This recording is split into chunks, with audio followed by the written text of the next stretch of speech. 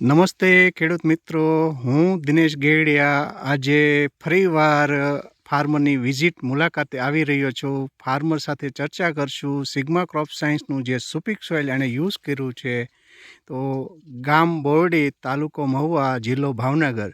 તો ફાર્મરનો અભિપ્રાય શું છે?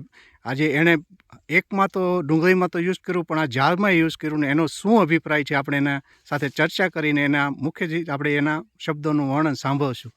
કાકા, તમારું નામ? જટાભાઈ બચ્ચુભાઈ, બરોબર. ને મકવાણા. મકવાણા, ગામ બોરડી, બરોબર. આ ઝાડને પાયા પછી ખાતર કરતા બેસ કહેવાય ને બીજા નંબરમાં કે વધે છડી.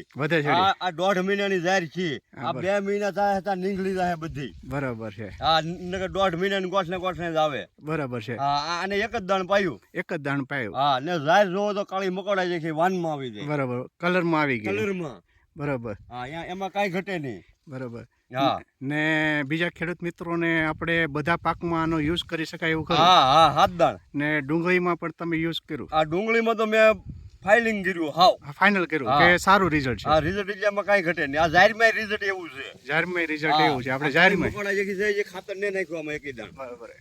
એકેદા ખાતર નથી નાખ્યું. તો જે સિગ્મા ક્રોપ સાયન્સનું જે સુપિક સોઇલ કાકાએ જે યુઝ કર્યું છે, એનો અભિપ્રાય આપ્યો ને આપણે ખેડૂત મિત્રોને પણ આની ભલામણ કરીએ છીએ.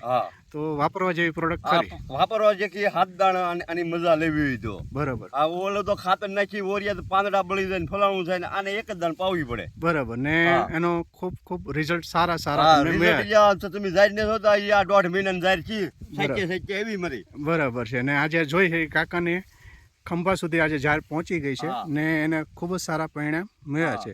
તો ખૂબ આભાર દાદા. ધન્યવાદ.